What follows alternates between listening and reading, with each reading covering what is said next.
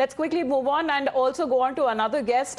Joining us here on the broadcast is Major General GD Bakshi. Sir, good morning to you. This is the grand reveal that we are talking about when it comes to the statue of Netaji Subhash Chandra Bose at the India Gate. That will be happening today. How do you look at the underlying symbolism of this, sir?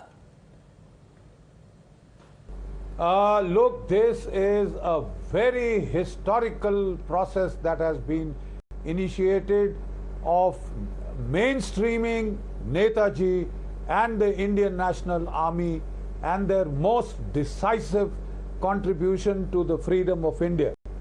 That had been very deliberately marginalized by Lord Mountbatten when he was appointed the first Governor General of India.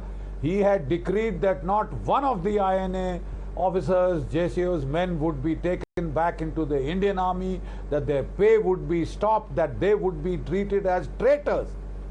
And amazingly, that was what the Indian successor state did.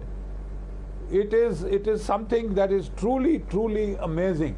A major effort was made to brush under the carpet the decisive role of Netaji Subhash Chandra Bose and the Indian Army in winning the freedom for India. Decisive role. Look, we have gone through the British transfer of power archives with a tooth comb.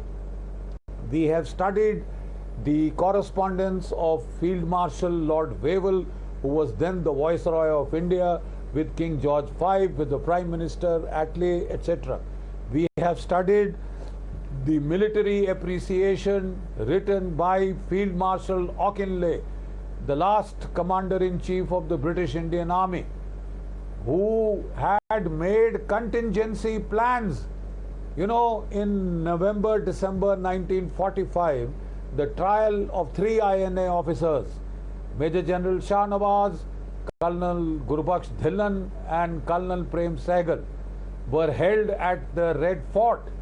It had put the whole country on fire.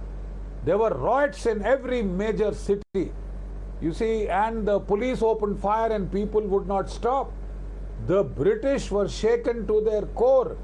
They were clear that they had lost the loyalty of the British Indian Army to the Raj. There were 2.5 million Indian men in arms then who had just fought the Second World War.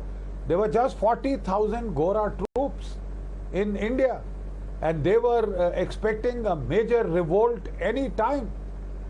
So they were so panicked that the British High Command actually made contingency plans that all the officers, families, etc. of the British would move to Indian cities with either airports or seaports, so that while the British troops fought a fighting withdrawal, they would all be evacuated by air and sea, the families, the civilians, British civilians, out of India. That was the level of panic. And who had caused it? Not the non-violent struggle of ahimsa and non-violence. That wouldn't panic the British so much. It was the threat of the total lack of loyalty in the British Indian Armed Forces. That loyalty had been shaken by Netaji and the INA. All right, so it's a very important day today, Major General Bakshi. Thank you so much for joining us.